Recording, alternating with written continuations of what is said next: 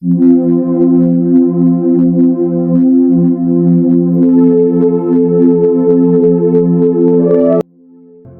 दूसरे एकड़ को किसी ने संवार कर साफ करके गेहूं बो दिया और पहले साफ किए में कुछ नहीं बोया, तो दूसरा उस पहले वाले से कई गुना उपयोगी है, जिसको संवार कर छोड़ दिया गया और बीज बोया नहीं।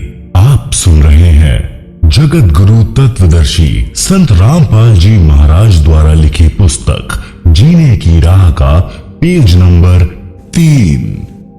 इसलिए यदि आप विकार बुराई रहित हैं, तो आप जी को भक्ति बीज बोना पड़ेगा, तभी आप जी के शरीर रूपी जमीन का लाभ होगा।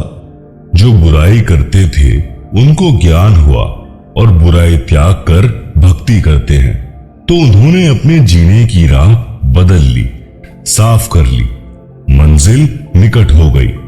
आप आगे पढ़ेंगे कि एक वैश्या ने कबीर परमात्मा जी का सत्संग सुना और अपनी राह बदल ली तथा नाम दीक्षा लेकर सत्संग में जाने लगी।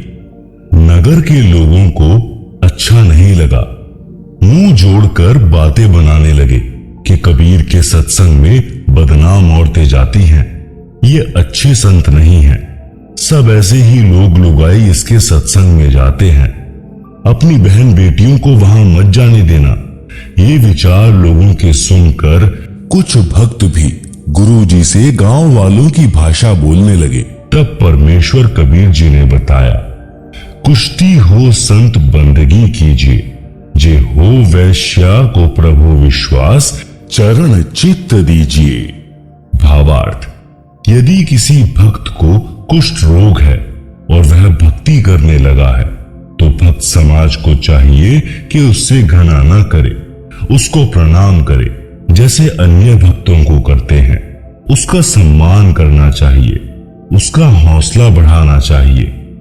भक्ति करने से उसका जीवन सफल होगा, रोग भी ठीक हो जाएगा। इसी प्रकार किसी वैश्या बेटी बहन को प्रेरणा बनी है भक्ति करने की, सत्संग में आने की, तो उसको परमात्मा पर विश्वास हुआ है, वह सत्संग विचार सुनेगी तो बुराई भी छूट जाएगी, उसका कल्याण हो जाएगा, समाज से बुराई निकल जाएगी। यदि वह सत्संग में आएगी ही नहीं, तो उसको अपने पाप कर्मों का एहसास कैसे होगा। जैसे मैला वस्त्र जल तथा साबुन के संपर्क में नहीं आएगा तो निर्मल कैसे होगा। इसीलिए ऐसी बदनाम स्त्री भी भक्ति करती है तो उसको भी विशेष आदर से बुलाएं, ताकि उसको सत्संग में आने में संकोच न हो। यदि उसको रोकोगे तो आप पाप के भागी बन जाओगे। इससे आगे की कथा में आप इसी पुस्तक जीने की राह में पृष्ठ नंबर 107 पर पढ़ेंगे, जिसकी हेडिंग है कबीर जी द्वारा शिष्यों की परीक्षा। श्रीमद् भागवत गीता के अध्याय 9 श्लोक 30 में भी यही प्रमाण है। लिखा है कि कोई अतिशय दुराचारी व्यक्ति भी है, यदि वह विश्वास के साथ परमात्मा की भक्ति करने लग गया है, तो उसे महात्मा के तुल्य मानना चाहिए। वह संतों के विचार सुनकर सुधर जाएगा और अपना कल्याण करवा लेगा। इसलिए मानव शरीरधारी प्राणी को परमात्मा की भक्ति तथा शुभ कर्म, दान धर्म गुरु जी की शरण में आकर अवश्य करने चाहिए। पूज्य कबीर परमेश्वर जी ने कहा है कि मानुष जन्म दुर्लभ है, मिले न बारंबार, तरवर से पत्ता टूट गिरे, बहुर न लागे डार।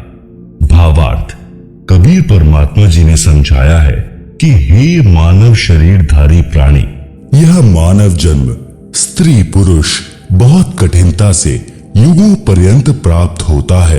ये बार बार नहीं मिलता।